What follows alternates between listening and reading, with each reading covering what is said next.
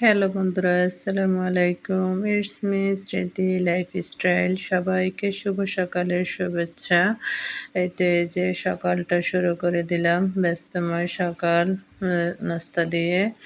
আর নাস্তার মেনুতে ছিল কলা, ইসবগুলের বড়ি, তারপরে ডিম পোস্ট, সালাদ আর বাচ্চাদের জন্য পরোটা আর হাঁসের মাংস ছিল। এগুলা খাওয়া-দাওয়া করে তাদেরকে তারপরে রান্নার কাজে চলে যাব। আর এই তো রান্নাটা গুছিয়ে নিলাম, নিয়ে অনেকদিন থেকে হাঁস খেতে মন চাচ্ছে, তাই বাইরে যেহেতু বৃষ্টি হচ্ছে চিন্তা করলাম একটু হাঁস রান্না করে। আর এই যে হাঁস রান্না করলাম, পেঁপে দিয়ে মুরগি দিয়ে রান্না করলাম, আর সাথে ছিল সজনা পাতা।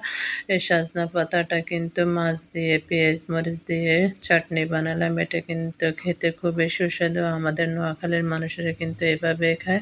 তারপরে এই যে দুপুরের খাওয়া-দাওয়া শেষ করে বিকালের নাস্তার আয়োজন করে নিলাম। আম কেটে নিলাম, ড্রাগন ফল কেটে নিলাম, আর মোগলাই, সাথে জিলাপি, একটু সিঙ্গারা নিয়ে নিলাম।